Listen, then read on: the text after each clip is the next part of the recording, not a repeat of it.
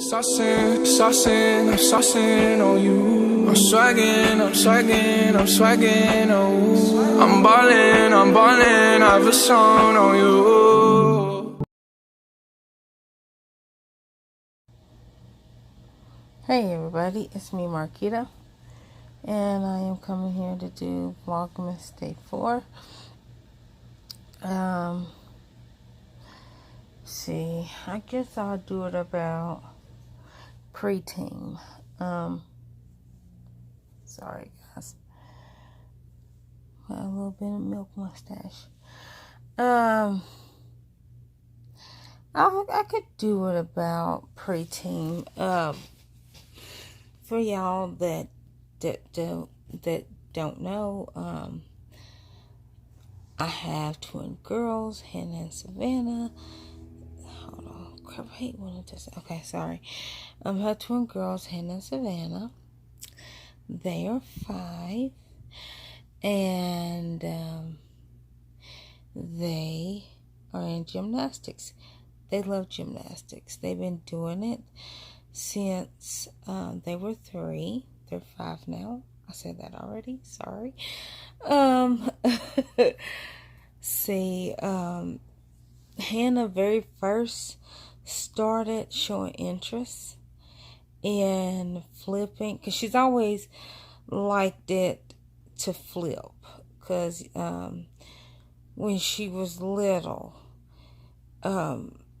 probably about 6 months,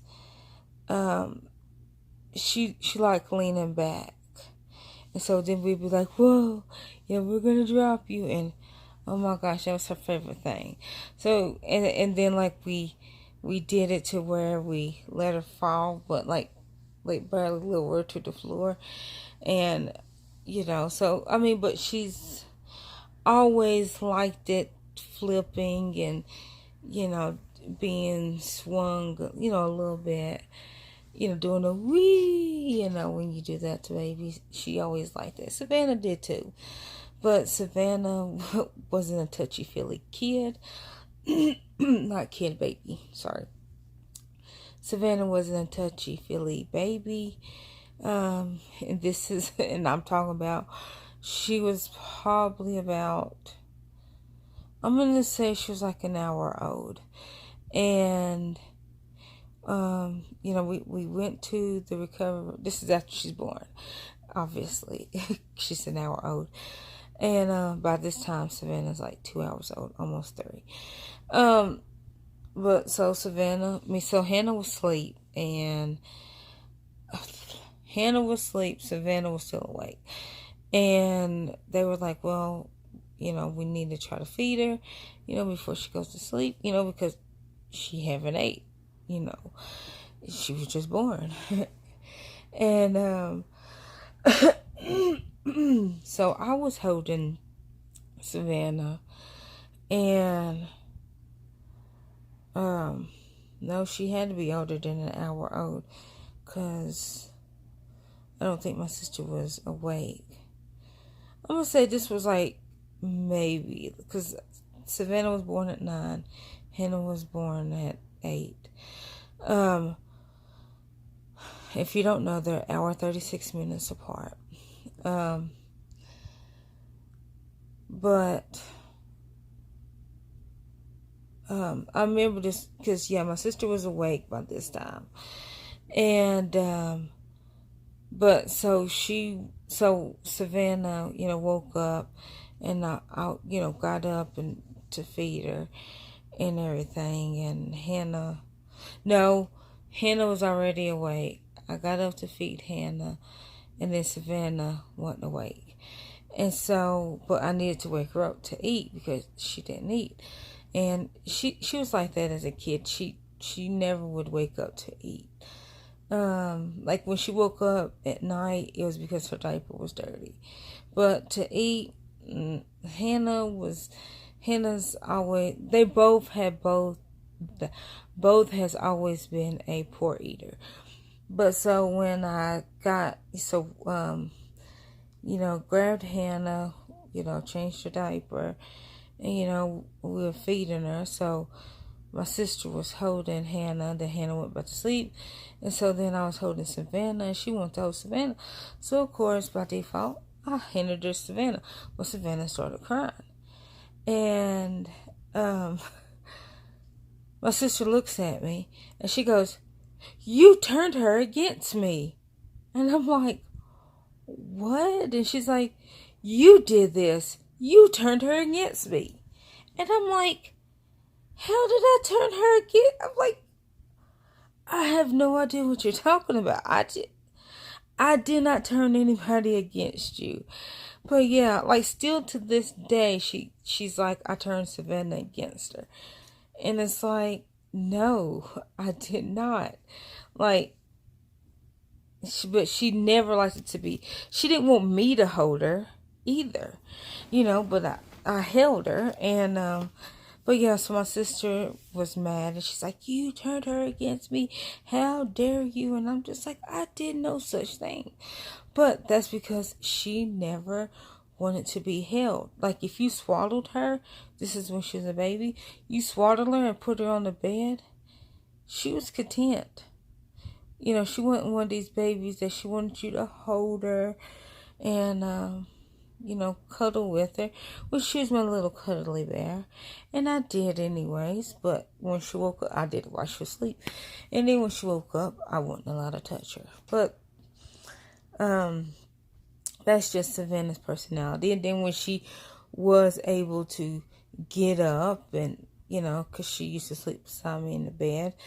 And so she'd wake up, and I knew she was awake because the first thing she did is when she woke up, she'd wake up, she'd go, "Hey!" It's so funny like that.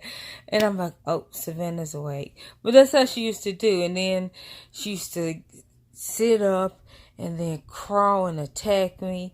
And then she'd like lean up, and I like I was asleep. And then she'll lean over in my ear, go, "Hey!" And I'm like, "Hi, Savannah. Hey!" That's what she used to say. But like really high pitch like that. Hey! It was funny. So that's how I knew Savannah was asleep. Every time she woke up. That's what she used to say.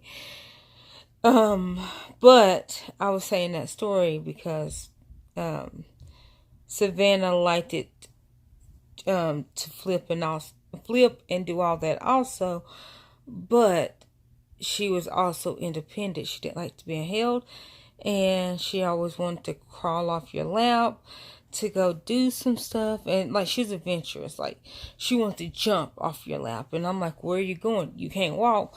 Well, she showed me. She started walking at 9 months. Hannah started walking at 14 months. But so yeah, so Savannah showed me. She's just like, "Look, I told you I didn't want to be held, so I'm gonna walk." My sister walked at 9 months, and I walked at, I think it was like 15 months. No, it might be 13, 14 months is when I started walking, like Hannah. But my sister started walking at 9 months. But I say all that to say my girl, like, the girl started gymnastics at 3. And the gymnastics that they go to, I found out that they could have started going there at 15 months. And I was mad because I called around to like 2 or 3 gymnastic centers here in Knoxville. And they were like, "Oh no, they have to be 3, have to be 3, have to be 3. I was like, okay. As soon as they turned 3, we was at their birthday party. Aunt Margie, which is Bubba Sissy's mom and dad, or Bubba Sissy's mama, was saying when it was a 4. When the oldest 4, hold on, that would have been, nope, I don't think, did Gracie do it? I don't remember. Like when some of the kids were little, they did gymnastics at this specific gymnastics center, and I was like, and so she gave me their name, and I called and set up, set up a class. The first class was free just to see if they did like it. and they loved it, and we've been there ever since. And so now that they're 5, they're still in gymnastics. They love gymnastics. And when we started, they put us in mommy and me class, but it really wasn't a mommy and me class because I never did anything with them. I just sit there to make sure and make sure that they were okay. And then I think we did that for like the first month, which the mommy and me and then the little beginners class was the same amount of money, and it was the same amount of time. So it wasn't a big change when they just went to just regular beginners, because it was the same amount of money and it was the same time length. It's just I wasn't on the floor with them at that time. So went to beginners, then beginner, advance, or beginner, and then preschool, and then preschool, advance, and hot shots. And from hot shots we went to preteen, and that's where we're at right now, is preteen. What I can say about preteen, how it's different to me from hot shots. Now, I know that hot shots is one thing and preteen is another one. Basically, the difference that we're having from hot shots to preteen is, in hot shots was an hour and 30 minutes, and it costed, I think, $30 less than, well, okay, let's see, I don't remember. It's like we went up, I think, by like $25, $30 for one, $25 for the other one, because if you have multiple kids, you pay full price for one, and then you get a $5 discount for any additional kids. So if I had 4 kids and they were all in gymnastics, I would pay full price for one and I would get a $5 discount for the other 3. And so, but I paid full price for one and then get a $5 discount for the second kid. But I mean, it's still some money. But yeah, so the difference besides that is it costs a tad bit more money, which I'm okay with, because they're getting a lot more skills. See, hot shots was an hour and 30 minutes. Preteen is 2 hours, which I'm totally okay with.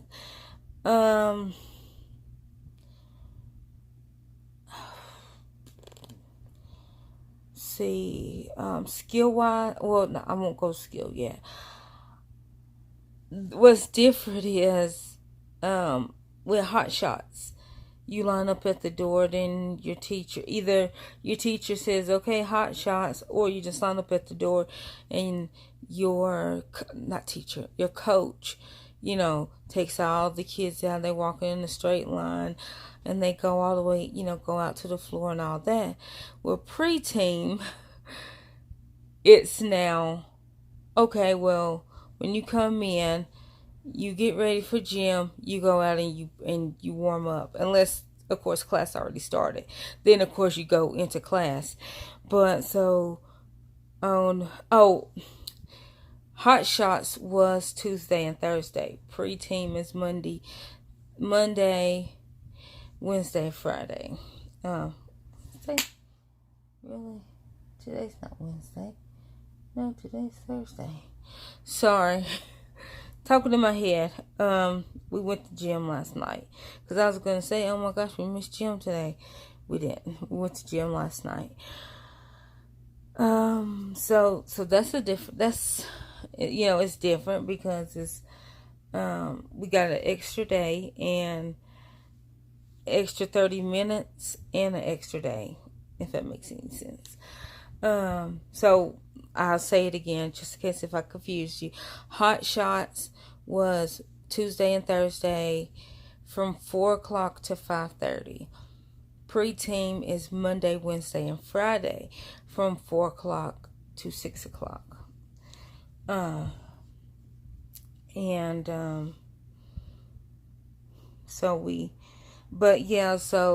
like I said, Hot Shots, your coach comes and gets the class, and they all go out to the gym together and start warming up and all that. Well, pre-team and I won't say real team, because it's pre-team and then just regular team. In the regular team, it's when you get there, you just go out on the floor and you do your stretches and you're warming up by yourself. And so that's what that is. So we get there, we pick up the girls. They get out of school at 2:45. We usually get at gymnastics about 3:20, like 3:20, maybe 3:30 or something like that. It depends traffic. And so when we get there, I always try to take a snack for the girls because they're going straight from school to the gym. So I automatically already have their Leos in the car waiting for them, and I try to have them a snack. And then so we sit out in the car, and we might listen to like one show like together, and then we get out of the car.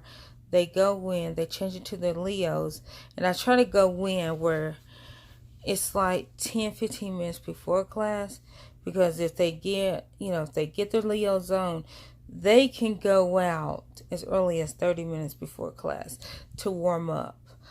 But I don't want them to basically have a 2-hour and 30-minute class, because they can warm up for 30 minutes, and then after that, then the class will start. But the class don't start till 4. And so we go in, they get ready, and then they can immediately go out and start doing stretches if it's before class. And then once class starts, then the coaches, they give their coaches a hug just to let the coaches know, okay, I'm here. And then they go and do their stretches and start warming up. Okay.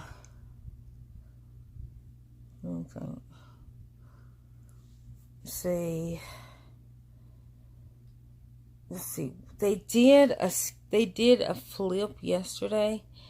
No, it wasn't yesterday. It was Monday. Sorry.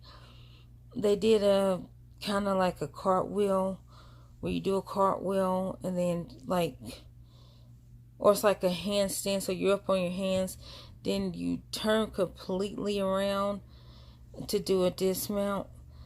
They did that in the ball pit, or the ball pit, foam pit.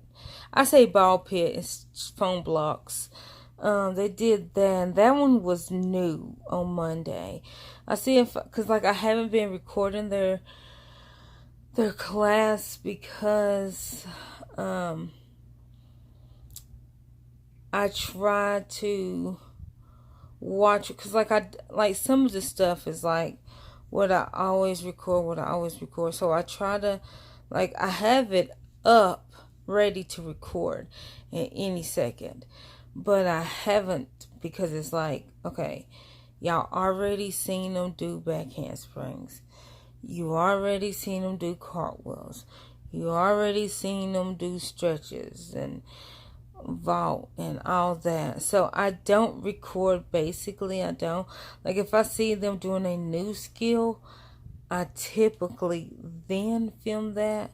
So if y'all see any little any little clip from me, that's basically me saying, okay, well, this is new. I don't know about this. I need to explain it to Google so that I can look up the skill and show the girls. Because that's what I do. If I don't know the name of the skill, I always describe it to Google. And then Google will tell me, okay, it could be this. And then I watch the video, and if it's that, then I think on YouTube, I find a video of somebody doing that, and then I show the girls, which I want to thank Katie as mama. I think her name is Amy or April. Shh, don't tell on me. I want to thank her. Because where's it at? It's not in my drawer anymore. But it's a thing I could plug into my phone to show it on my TV. There we go. To show on my TV. To where if I'm trying to get them to learn a skill, both Hannah and Savannah, yes, I could show them on my phone, but my phone is a small screen, so I then plug it into my phone, cut on my TV, and boom, there we go. Now I know y'all probably thinking, yeah, duh, you're so simple. I really am so simple. I really am. I didn't know that existed. I'm not gonna say, okay. I think I Googled it. Not Googled, I YouTubed it. I think I Googled it, but then I found it on YouTube. Because remember, y'all, I made a video about my laptop screen being broke. But then I was like, I don't know what's my laptop is, because my screen's broke. I can't see, and then the little thing on my laptop, it wore off. So I was like, okay, I can't, I don't know what my laptop is. So I can't buy a power cord to charge my computer. Because, like, I had my power cord, but when whatever happened to my computer, I guess when the computer screen broke, I must have had my charger still in my computer, which my charger plug-in thing was still on my computer. The cord wasn't, just a little charger thing. So, like, I got it out. It wasn't hard to pull out. But, so I was like, I need another charger to charge my laptop. And then that's when I'm like, oh my gosh, my screen is broke. Long story short, I found a thing to plug into the laptop to use my TV as my screen. So I thought, okay, I need that to plug into my phone so I can use my, screen, my TV as a screen. Well, the TV and laptop is two different sizes. Or cell phone and laptop is two different sizes. Anyhow, I was telling her mama about it, and she's like, oh yeah, you can just get the thing to plug into your phone. And at first, like, I ordered 2 of them, and I ordered 2 Type-Cs, and I thought, boom, not boom, that is my car TV thing. I do apologize, Mike. I do apologize, Mike Hard. And y'all go check him out if y'all don't know him. Mike Hard TV. That's his thing, saying boom. Sorry. I am a great fan. Not making fun, but like, I love Mike Hard. And y'all go check him out. He's a great YouTuber. He, I think, just got 1 million, if I'm not mistaken. And so he deserves everyone and more of the 1 million. But yeah, so got that, and now I could do that on my phone. But I think pre-team, like yesterday I got mad when we were at the gymnastics center. They was working on back bends and back handsprings. And I was like, are you serious? Are you serious? And I was only mad because if y'all have seen any of the gymnastics at home, in my file, in my playlist of Happy Hour with Hannah and Savannah, they usually do gymnastics at home. And you will see that they both know how to do a back handspring. They know how to do a round off back handspring, back handspring, back handspring. And she was, and this is not the regular teacher. The regular teacher moved. She moved, and like we greatly miss her. And she moved out basically after her niece died.